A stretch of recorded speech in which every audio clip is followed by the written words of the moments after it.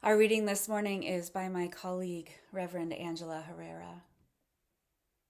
This is a prayer for all the travelers, for the ones who start out in beauty, who fall from grace, who step gingerly, looking for the way back, and for those who are born into the margins, who travel from one liminal space to another, crossing boundaries in search of center. This is a prayer for the ones whose births are a passing from darkness to darkness, who all their lives are drawn toward the light and keep moving. And for those whose journeys are a winding road that begins and ends in the same place, though only when the journey is completed do they finally know where they are. For all the travelers, young and old, aching and joyful, weary and full of life, the ones who are here and the ones who are not here, the ones who are like you and they're all like you, and the ones who are different, for in some ways we each travel alone. This is a prayer for traveling mercies and sure-footedness and clear vision, for bread for your body and your spirit, for water, for your safe travel, for your safe arrival, and for everyone you see along the way.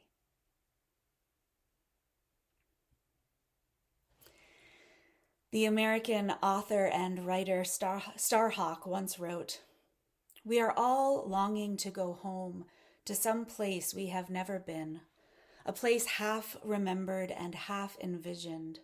We can only catch glimpses of it from time to time. Community. Somewhere there are people to whom we can speak with passion without having the words catch in our throats. Somewhere a circle of hands will open to receive us. Eyes will light up as we enter. Voices will celebrate with us whenever we come into our own power." Community means strength that joins our strength to do the work that needs to be done. Arms to hold us when we falter, a circle of healing, a circle of friends, someplace where we can be free. In this piece, Starhawk speaks about what it feels like when we come into our own power. And I think that for some of us, that is when we're in community with others. For some of us, it's when we feel connected to that still small voice within ourselves. For others, it may be the way we feel when we remember how small and insignificant we are amidst the magnificence of the natural world. And for many of us who are Unitarian Universalists, we might have this feeling when we are in a space of religious freedom. Perhaps this is the feeling we had when we were first welcomed into a UU congregation, or the way we felt when we were told that we are loved for all of who we are. This is a sense that we are held and powerful and free all at once. And it can be simultaneously exciting and terrifying. Maybe this is why we like to come together in community, even in the new way we're doing this. And it's not even new anymore. We've been doing this for a while, this online, this Zooming. But in the realm of the history of humankind, the way we are gathering these days, it's very new and different. And there's still this sense of unity that we feel and a commitment we have to be in community with other people who are wondering about the same big questions that we are wondering about. There's a unity, a commitment that comes from knowing that our struggles aren't all that different, that we travel together, that we are free together. In our reading this morning, my colleague Angela Herrera explores the ways of the traveler, the way of stepping gingerly, sometimes moving fast, other times moving with care and intention. And she acknowledges that life is sometimes this winding road that begins and ends in the same place. That for some of us, it is a journey from darkness to darkness. She reminds us that all of us, each of us, is separate and united, an individual and a part of greater community made up of all of humankind. Indeed, whether we are going someplace or staying home, we are still on a journey. And some of that journey is within our own mind and our own heart. Some of it is bound up in our relationships with others and ultimately with ourselves. And some of that journey happens when we move outside our comfort zone into a place that makes our palms sweat, our heart beat fast. Some of that journey is what we've chosen. Some are pieces that have been chosen for us. Some have been chosen by circumstances or experiences that we didn't want. In that moment when we find ourselves with the choice of which path to choose, of whether or not to listen to that still small voice, of the angel and the devil on our shoulders, that moment of the pros and cons list, the moment of choice, of wondering, of commitment, what guides us?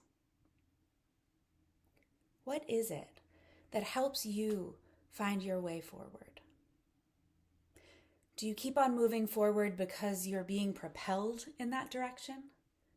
Do you keep moving forward because you're being pulled? Is it easier than stopping? Do you keep moving forward because you're committed to a destination? Do you keep moving forward because you're strengthened by your progress? What is it that propels you forward? Are you moving out of fear or out of love? What is it that helps you pivot when you need to step gingerly? What are the touchstones for you on that journey, the breadcrumbs you leave to return, the pieces that you need to bring forward with you to the next right thing? How do you decide what comes next? And is that decision only yours, or are you bound up with others on this journey? And we find ourselves back at community.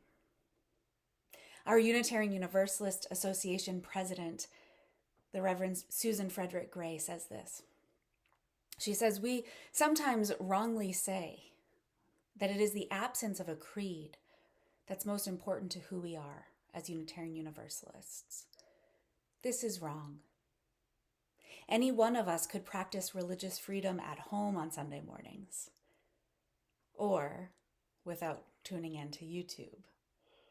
We could practice religious freedom all day long, every day, and never come into community.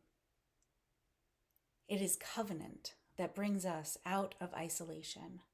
Covenant that brings us out of selfish concerns, out of individualism, to join ourselves to something greater, to become part of a community that is working to practice love, to dwell together in peace, to seek knowledge and wisdom together, to find better ways to live our lives and live in the world. Becoming part of a community is practicing how to love. This is what we are doing here. We are practicing. We're asking these questions of ourselves and of each other, of our elders and our children, day in and day out. These big questions. How do we live our values in our lives? How do we make the right choices? How do we lead authentic lives of integrity? We are practicing living into those answers together in love. In her book, The Next Right Thing, Emily Freeman writes about what helps us to make decisions in our lives. She writes about tuning into our intuition, listening deeply, reflecting on the ways that the divine shows up in our decisions. to consider the role of our soul and our heart. What role do they play? And she invites us to ask ourselves one question when we're faced with a decision. Am I being led by love or pushed by fear? Am I being led by love or pushed by fear?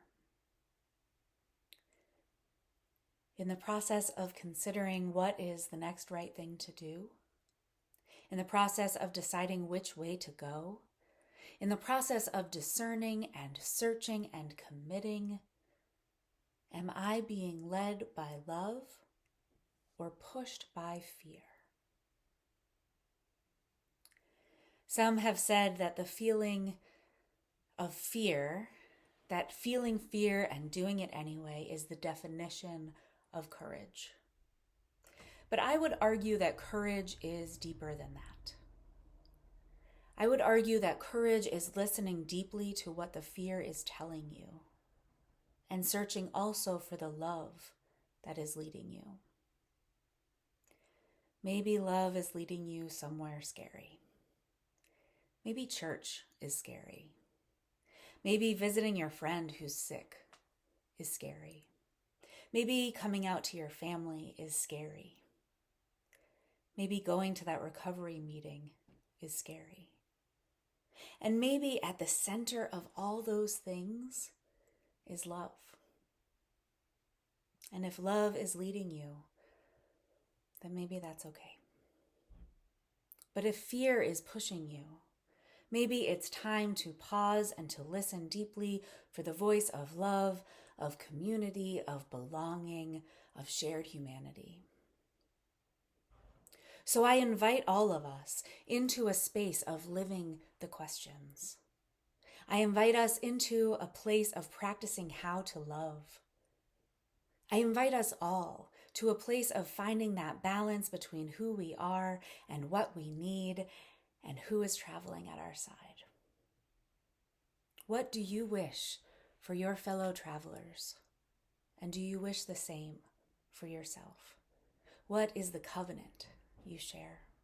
How do you commit yourself to that promise?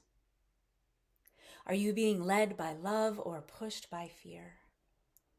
To what are you committing your life? What helps you to keep on moving forward into a life of authenticity, of purpose, of belonging? Will you choose love? Will you choose fear? May we all be led by love, and may we have the courage to follow. So may it be.